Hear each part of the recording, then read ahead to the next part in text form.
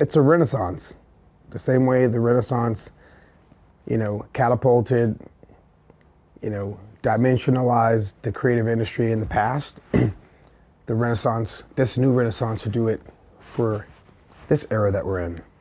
So it's the age of the hyper creative.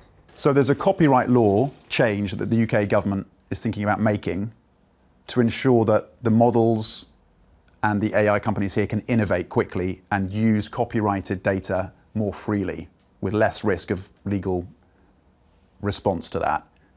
And so the artists, including Damon Albarn and Annie Lennox, put out this silent album in February as a protest to say this is gonna be a problem.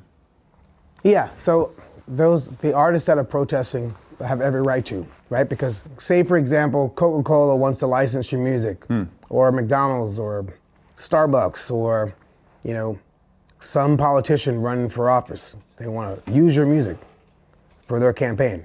You have to license that, and the artist has to sign off on that. So if artists' music are in some overall catalog, and the artist didn't say, yes, you could use it for however you need to use it, whether it's to play it, associate it, or train on it. The artist should do that. The thing the artist also has to know is we are at a point where they don't have to train on our music. Theory's theory. And the model's going to get so sophisticated that it's just going to train on theory. And because it can predict. Yeah. And songs can be broken down into predictions based on theory. But licensing of copyrighted music is possibly a solution for these AI models that are training. And so far, a number of them are trained, the allegation is, a number of them are trained on copyrighted music without compensating those artists. And licensing could be the solution.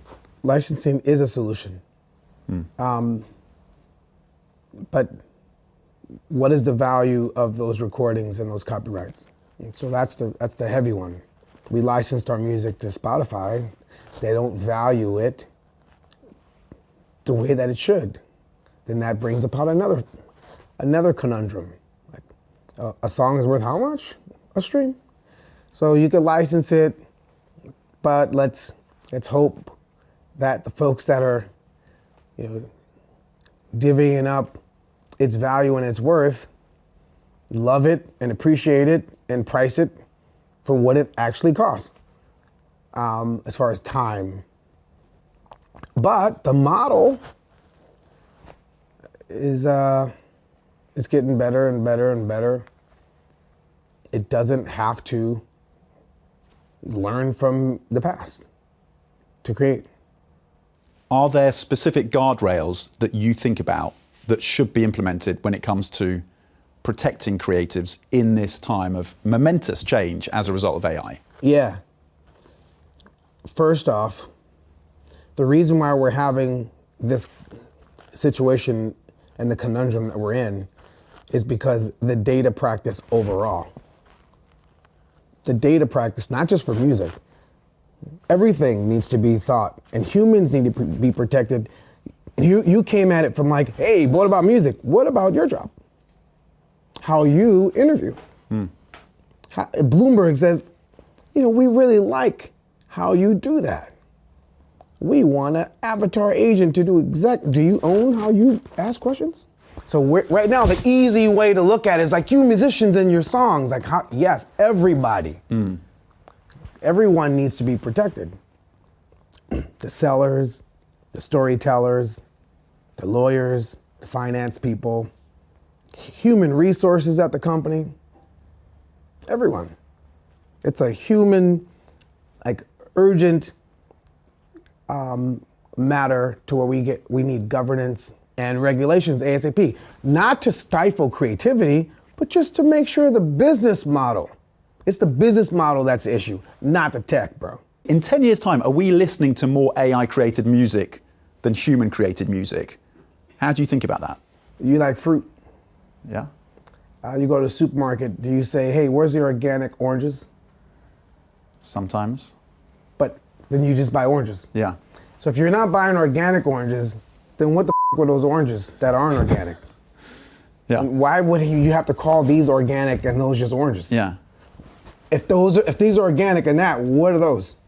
Only reason I'm saying that is just processed to the point where you need to identify organic from non. The same will be for music. The same will be for everything. It'll be on us, the consumer, to identify what is synthetic, what is AI-made music, and what is human-made. Or does it need to be labeled? I'm trying to elevate this conversation to everything.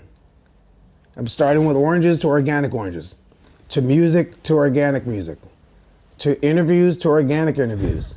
There's going to be a premium in terms of the human experience in this new AI world. Things like live experiences, live concerts, live sport. Is there going to be a premium for that kind of entertainment? It's called lived experience. The AI is not living. So when you go see yes, there's going to be lots of music. There's going to be AI bands. That's true. There's going to be like an AI freaking Bruce Springsteen.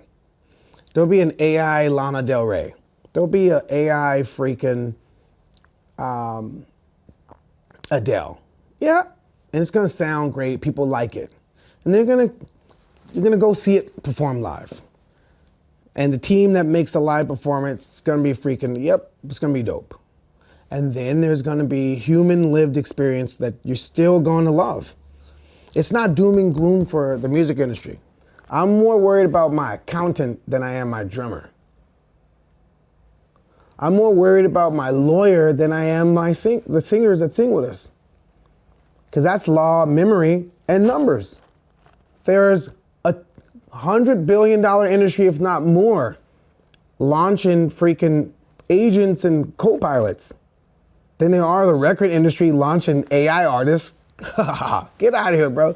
Let's break it down to the real what's going on. So I'm more concerned about my assistant than my guitarist.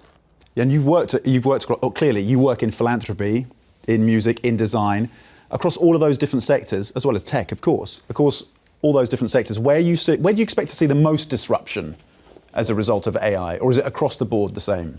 The creatives are going to be all right. Hey, we're going to be cool. They like this, they like this. They want the heart. And stop chasing the algorithm on TikTok. Like, rinse your soul out. People want that. We're going to be cool. But as cool as we are, we're going to be writing songs called Where Did the Humans Go? And then they're going to come to our concerts to hear that.